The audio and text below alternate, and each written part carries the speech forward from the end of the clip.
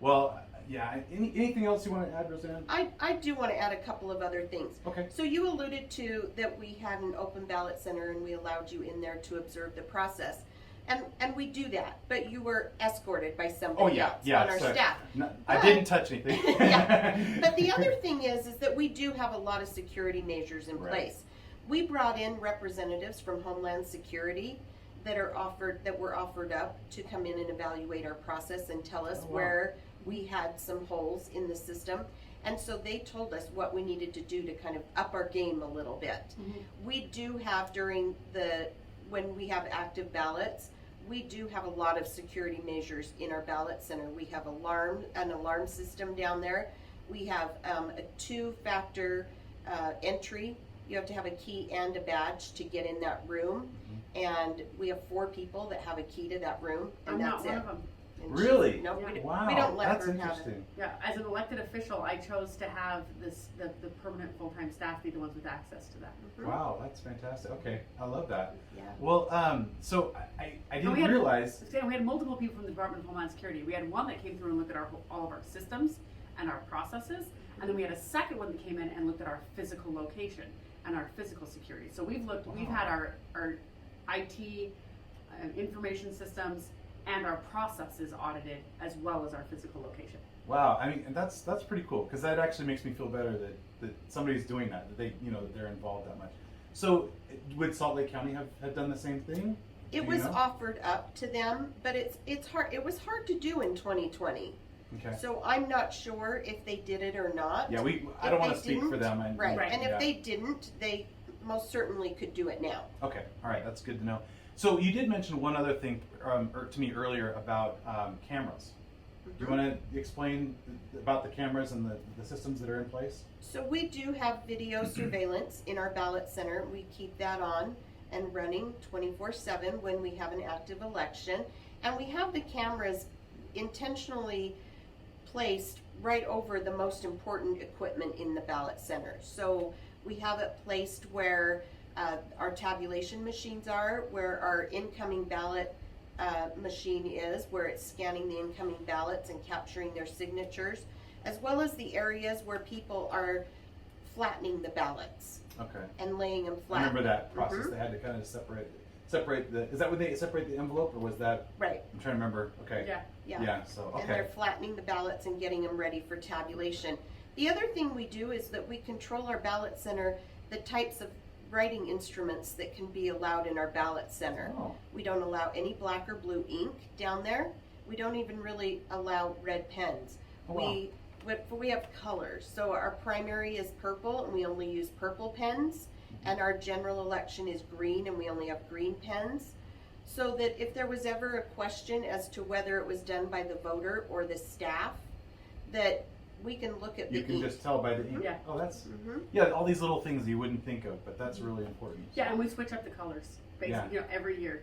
Every Okay. year we switch them up. So that you won't know what color next year. Nobody can sneak in. Right. Yeah. That's pretty cool. That's Yeah. really smart. I mean that actually makes me feel much better about some of this. You mentioned you brought up signatures, and I didn't ask you about this earlier, but I remember the conversation how. And correct me if I'm wrong. The machine checks the signature, right? There's a machine that checks the signature, and it has to be 90% accuracy. Am I getting that right? Yeah. Or And yeah, it's got to be really high. Really, like, yeah. Like 90% accuracy before it will accept it. So if it's something as simple as, with Amelia, if I did a regular capital A instead of like a cursive capital A, that would be off enough that if all the other letters match, but just my first. just the first letter. Then the machine would not pass that. We Oh, would have really? to actually physically look at it with our eyes. Okay, all right. And it's usually easy to see. You can just look and they go, okay, well they did the first letter, they used a capital instead of a cursive. Yeah. But if the rest of it matches, then it's easy for us to tell. Okay. And even those that are reviewed by human eyes, we're reviewing the image on a screen and we never have the physical ballot or the envelope in front of us when we're doing that. Yeah. Okay. That prevents people from being able to be like, let's see, are we going to count this one? What's through the envelope? Right. Because They can't base it on the vote. Yeah, they can't base it on the vote because they're not physically touching it. Oh, that's so great. As Okay. the machine comes in, it takes a digital image of those signatures. Oh, okay, that's fantastic. So, one other thing, and we found out about this list when we were at the Salt Lake County clerk's office that there was a list of signatures that didn't match. And so basically those were votes that weren't going to be counted unless somebody reached out to that voter and said, hey, you know, your vote isn't being counted unless you go in and verify. I can't remember what they had to do, but they had to do something to make sure that their ballot got counted. Can you tell me a little bit about the list? I don't know, whoever wants to. So is what we do is when every day when we go through and we check the signatures, and those that we said even the human eye couldn't, we go, oh yeah, I just don't know. Questionable, yeah. Well, that would be me, by the way. I don't know that this is a match and that we can count this. Let's reach out to the voter. Also, it's the unsigned, because sometimes voters forget to sign the envelope. So we reach out to the voter. This last year, we did something that was unique to Utah County and to elections in Utah, in that we worked with our IT department and we emailed those voters. So we pulled that list, and within 2 hours of pulling that list, and if we had an email on file for that voter, it was shooting an email to them to say, there was a problem with your signature on your ballot envelope.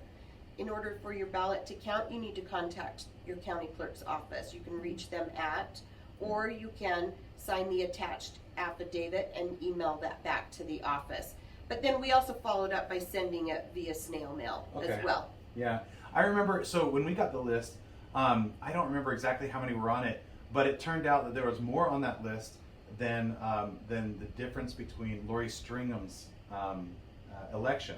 And so she was behind by, I want to say, I'm guessing at this point, but I think it was like 200, and there was over 400 on this list. She was able to call all those people, and because she was able to call all those people and get them to go in and vote, she won. And so if we hadn't been aware of that list that I think you originally told me about, she would have not been able to win. And so we got, I wouldn't say lucky, but we, you know, it was a good thing that we found out about that. So, yeah, I mean, you can make a big difference being involved. Yeah, being in the logic and accuracy test, so that you know that the machines are judicious and that they're testing everything accurately, making sure that during adjudication that true intent is followed, and then, like you said, afterwards watching the process and being on top of things like the cure list. Yeah. So, yeah, this is all really important things most people don't know about. It's something I learned about in this last election, and it was all kind of last minute. I found out that there wasn't anybody from the party who was going to go down there, and so we put together a team of 15 people who went to all the different polling locations to kind of watch, make sure things were going well. And then myself and then a couple other people were at the county clerk's office for pretty much the whole time to just make sure the counting was going properly. We didn't really know, to be honest, all the ins and outs that we're learning now.